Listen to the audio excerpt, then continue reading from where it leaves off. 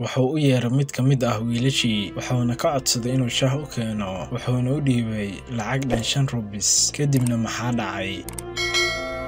nin Hindi ah ayaa wuxuu yimid bosteejada ama halka laga raaco tariinka isagoo sugayay in tariinka uu raaci lahaa yimaado ayaa waxaa loo sheegay inuu imaan doono 1 saac fiidnimo taasoo ugu dhigneed inuu 1 saac sugo wuxuuna isku dayay inuu eego waxa ka socda goobta tariinadu ka baxaan si uu waqtiga isku dhaafiyo waxaana joogay rakaab aad u yar wuxuu arkay koox wiilal ah oo meesha ku ciyaarayay wiilashaas waxay xirnaayeen dhar dhamaad ah waxaana ka muuqatay diif iyo darxumo balse aad bay ugu faraxsan ciyaartooda wuxuu u baahday inuu shaah cabo maadaama uu qabow yar jiray nasiib darro maqaayadda shaaha way ka yara fogay isaguna kama tegi karin boorsooyinkiisa oo dhan waxa uu u yeeray mid ka mid ah wiilashii wuxuuna weydiiyey inuu shaah u keeno wuxuuna u dhiibay lacag dhan 5 rupees oo ah lacagta laga isticmaalo dalka India wiilkiina wuu baxay si uu shaah ugu keeno waqtigiina wuu isguray nus saac kadib ayaa tariinkii yimid waxayna noqotay inuu degdeg u raaco wuxuu istusay in wiilkii la cararay wuxuuna isku canaantay inuu wiil ciyaal suuq ah oo aaminay uu istaagay si uu boorsooyinkiisii u qaato markii uu dhaqaaqay dhinacii tariinka ayuu maqlay cod u qaylinaya oo leh mudane shaahaagii dib ayuuna u jaleecay